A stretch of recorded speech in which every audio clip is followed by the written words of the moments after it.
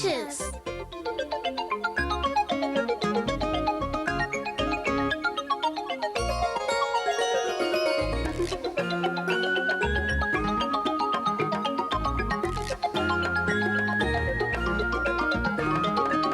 Words and pictures.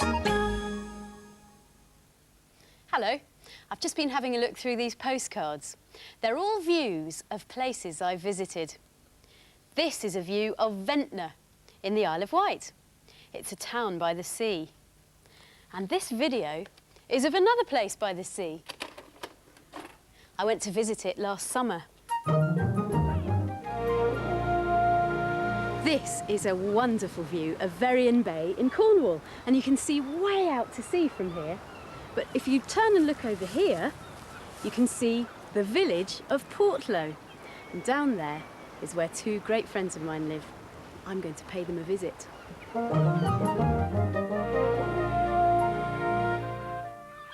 Here's the house where my friends live.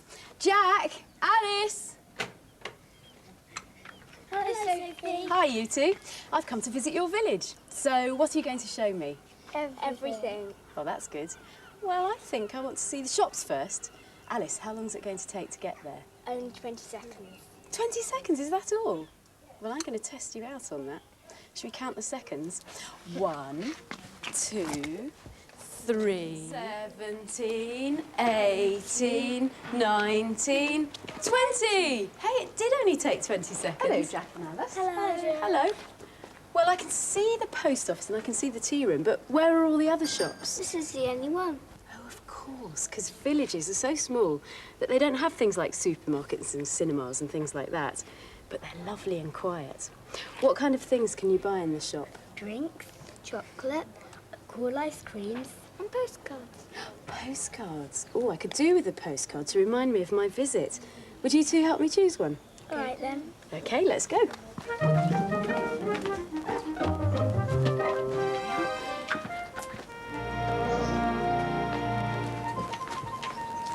Hello, Jack and Alice. Hello, Claire. Hello. Right, I found a very good postcard with a view of the village and of Veryan Bay, so I can write it a bit later on and pop it in the postbox. This is a great place to stand, isn't it? Because you can see nearly everything there is to see in the village. There's the village church, the village telephone box, and there's the hotel over there. Is there anything else to see in the village? The harbour. And how long is it going to take to get there? 20 seconds. Should have guessed, shouldn't I? OK, then, here we go. 1, 2, 3, 18, 19, 20! Look, Sophie, here's some lobster pots. Ah, and what are they for? Catching the lobster crabs in. Now I know. Hello. Hello, Jack. Hello, Martin. Hello. Hello. You two know every single person in this village, don't you? Yes. And they all know you as well, don't they? Alice, Jack, lunchtime. Bye, Sophie. Bye, Sophie. Bye, you two. Thanks for helping me out.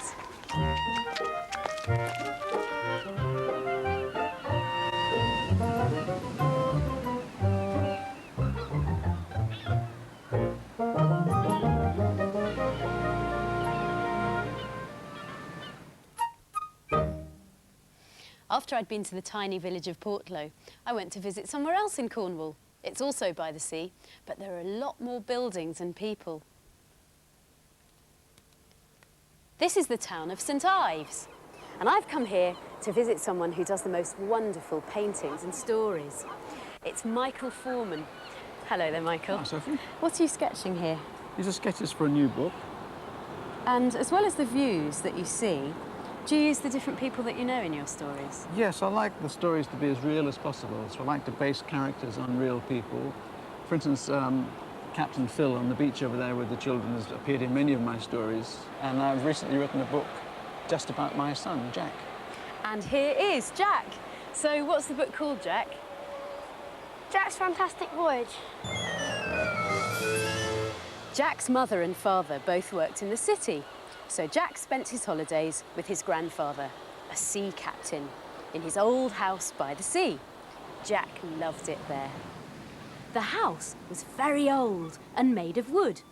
It looked like a beached boat. Yet it was the inside of the house that held the most wonders for Jack.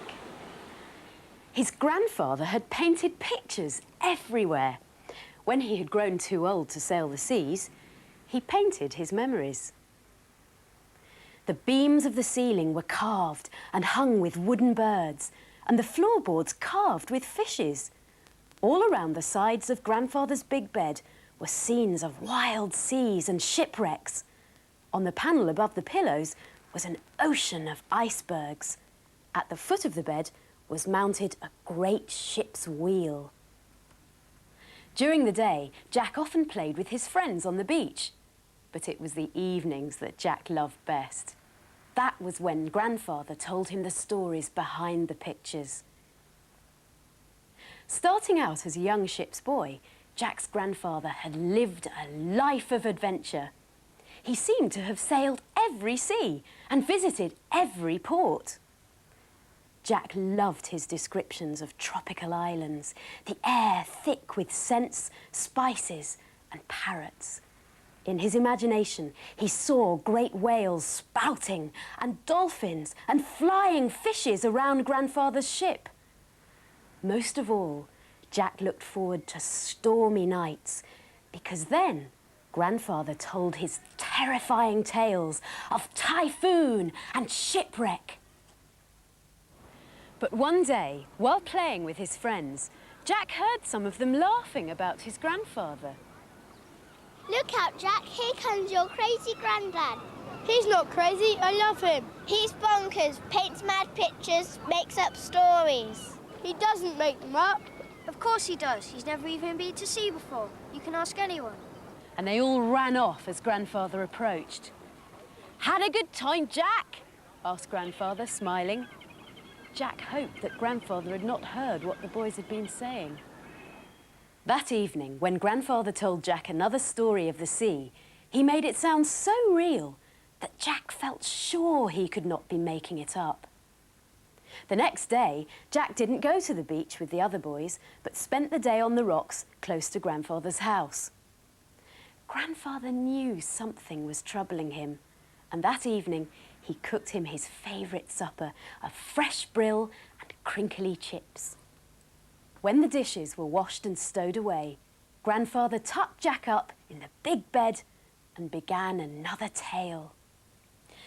It was a tale to match the night, a tale of storm and danger amongst icebergs and frozen seas. The wind was buffeting the shutters and waves full of stones rattled on the roof. The house shook. The ship's boy was now at the wheel, trying to hold her into the wind. He turned to Jack. "Take the wheel, Jack!" Half asleep, Jack crawled to the ship's wheel at the foot of the bed. "It was a dark and stormy night," continued Grandfather. "It took all the boy's strength to keep the wheel steady. Hold her steady, Jack!" he shouted over the storm. Jack could feel the house shaking, swaying from side to side. Books fell from the shelves and a chair slid across the floor. The storm shutters were now off the windows. Jack could see the light from the distant lighthouse. It seemed to be bouncing in the dark. The house was afloat. Grandfather raced downstairs to the kitchen. Jack heard him shoveling coal into the big black cooking range. "We need more steam," he cried. "Keep her steady, Jack, to the left of the light."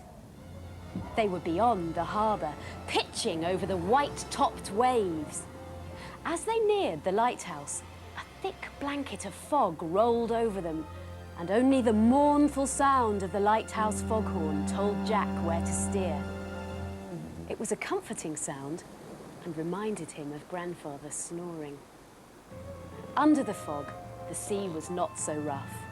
Jack began to feel at ease with the wheel. He got used to the shift and sway. Grandfather was now on the balcony outside the front window, peering into the mist. Sometimes, without turning round, he raised his arm and pointed left or right, and Jack changed course. Then the fog thinned and was gone.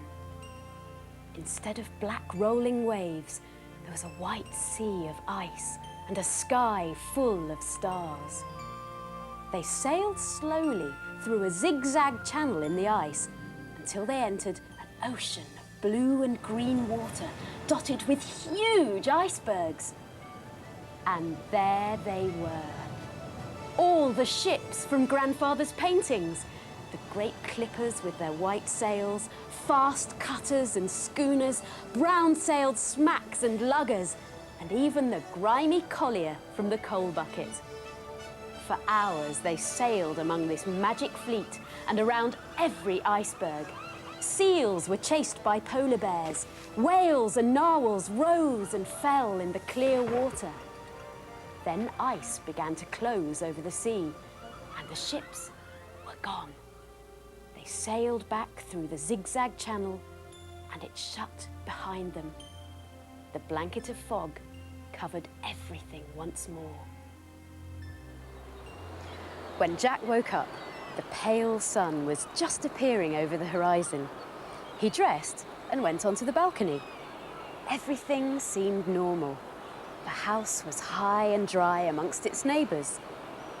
Had it all been just a dream? He went to find his grandfather to tell him all about it. Jack found him at the back of the house. He could hardly believe his eyes.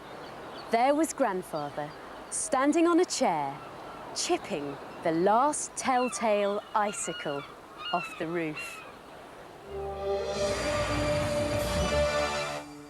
Vulture. Vest. Van.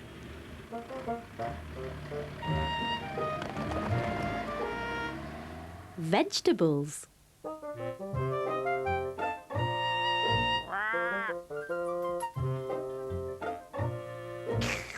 Vegetarian vulture.